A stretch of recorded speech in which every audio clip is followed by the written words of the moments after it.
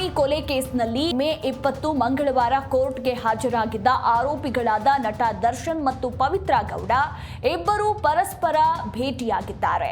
ಕೋರ್ಟ್ನಲ್ಲಿ ವಿಚಾರಣೆ ಮುಗಿಸಿ ಲಿಫ್ಟ್ನಲ್ಲಿ ಬರುವಾಗ ಇಬ್ಬರು ಮುಖಾಮುಖಿಯಾದ್ರು. ಈ ವೇಳೆ ಫೋನ್ ನಂಬರ್ ಕೊಡುವಂತೆ ಪವಿತ್ರ ಗೌಡ ಹಠ ಮಾಡಿದ್ರು. ನಂಬರ್ ಬೇಕೇ ಬೇಕು ಅಂತ ದುಂಬಾಲು ಬಿದ್ರು. ಕೈ ಹಿಡಿದು ಫೋನ್ ನಂಬರ್ ನೀಡುವಂತೆ ಒತ್ತಾಯಿಸಿದ್ರು. ಕೊನೆಗೆ ತನ್ನ ಫೋನ್ ನಂಬರ್ ಅನ್ನ ದರ್ಶನ್ ಪವಿತ್ರ ಮೊಬೈಲ್ ಪಡೆದುಕೊಂಡು ಡಯಲ್ ಮಾಡಿ ಕೊಟ್ಟಿದ್ದಾರಂತೆ. ಇನ್ನು ರೇಣುಕಾಸ್ವಾಮಿ ಕೊಲೆ ಪ್ರಕರಣದಲ್ಲಿ ಬಂಧನಕ್ಕೊಳಗಾಗಿ ಬಿಡುಗಡೆಯಾದ ಬಳಿಕ ದರ್ಶನ್ ಮತ್ತು ಪವಿತ್ರ ಗೌಡ ದೂರ ಆಗಿದ್ರು. ಪವಿತ್ರ ಜೊತೆಗೆ ಸ್ವತಃ ದರ್ಶನ್ ಅಂತರವನ್ನ ಕಾಯ್ದುಕೊಂಡಿದ್ರು. ಈ ಹಿಂದೆ ಕೋರ್ಟ್ಗೆ ಆಗಮಿಸಿದ್ದಾಗ ಪವಿತ್ರ ಜೊತೆ ದರ್ಶನ್ ಮಾತನಾಡುತ್ತಿರಲಿಲ್ಲ. ಸದ್ಯ ಪವಿತ್ರ ಗೌಡ ಹಠಕ್ಕೆ ಮಣಿದು ನಟ ದರ್ಶನ್ ಅವರು ಕೊನೆಗೂ ಇಂದು ಮೊಬೈಲ್ ನಂಬರ್ ಅನ್ನ ಕೊಟ್ಟಿದ್ದಾರೆ ಎಂದು ತಿಳಿದು ಬಂದಿದೆ. ಇಷ್ಟೇ ಅಲ್ಲದೆ ಈ ಒಂದು ಬೆಳವಣಿಗೆ ಮುಂದಿನ ಎಲ್ಲಾ ಘಟನೆಗೆ ದೊಡ್ಡ ಮುನ್ಸೂಚನೆಯಾಗಿ ಕಾಣಿಸಿದೆ.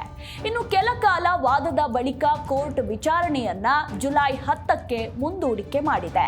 ಆ ದಿನ ಮತ್ತೆ 17 ಮಂದಿ ಆರೋಪಿಗಳು ವಿಚಾರಣೆಗೆ ಹಾಜರಾಗಬೇಕಾಗಿದೆ.